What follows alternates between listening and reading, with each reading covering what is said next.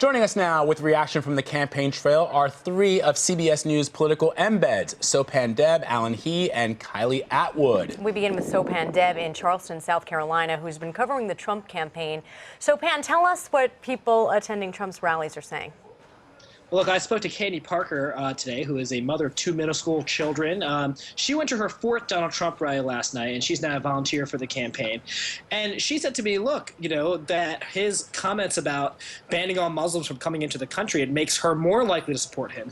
What I understood him to say is that it's just going to be a temporary thing. We're not talking about down the road. It's just in the moment while we're having all this going on and no one knows what's happening, that we just take a moment and get systems in place. I think it makes me more likely to support him just because no one else would ever say that. And I don't know that what he may want to do would happen, but the idea that he is okay with being out there and saying what he believes and not being afraid and having a backbone to say it, I'm okay with that. I think we do need to take just a moment and see where we're at before we go any further. A lot of voters I spoke to that were there last night kind of said the same thing, that they were totally on board. And if you were there last night, you would have heard the long sustained applause that Trump received when he announced his plan to say, hey, we're going to ban all Muslims from coming into the country. If there's one thing that is clear, as of, just anecdotally from being at the rally last night and from speaking to supporters afterwards, is that there is broad support for this among Donald Trump supporters. Sopan, thanks so much. Let's go now to Alan He, who is in Manchester, New Hampshire, and has been following Jeb Bush's run. Alan, what are you hearing from voters there? Well, hey, Vlad. I spoke to three independent voters at the AARP forum here in Manchester, where Bush spoke earlier, and they basically they came to the conclusion that Mr. Trump was just trying to get attention. Here's what Eileen Brady, an independent voter, had to say. I was upset that more people weren't upset about his earlier statements about other groups. And he's just very consistent.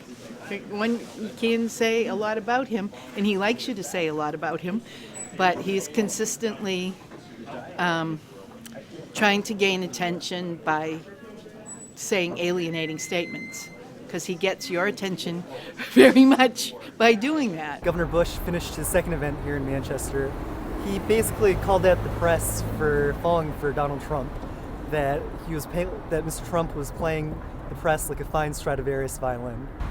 Wow. All right. Thank you, Alan. Now we want to talk to Kylie Atwood. She's outside the Trump campaign headquarters in Des Moines, Iowa. Kylie, you've been talking to Trump campaign volunteers. What has been their reaction to his comments? Yeah, well, I mean, if this is a ploy to get attention, in Iowa, it's working, and he's getting positive attention. I talked to some of the Trump supporters today to get reaction from them, and one guy told me that he thought that what Trump is saying is actually very prudent, and he thinks that we should be keeping the Muslims out of the country.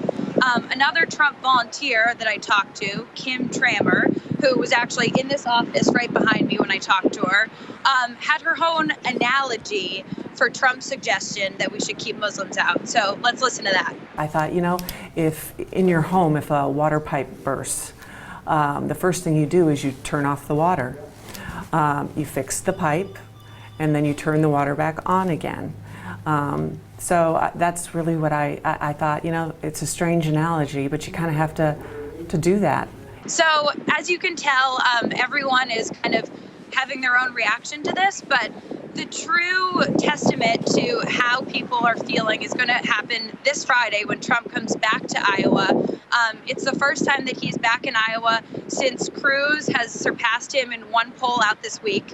And last time he came and Carson had surpassed him in a poll, Trump said, hey, Iowans, are you stupid? I'm the one you should be voting for. So we don't really know what he's going to say this weekend, but you can be assured that his support here, at least thus far, hasn't waned as a result of these comments. All right. Kylie Atwood, Sopan Deb, Alan He, you guys are on the campaign trail. You guys are working hard. We thank you so much for taking time out to talk to us on CBSN. Thanks.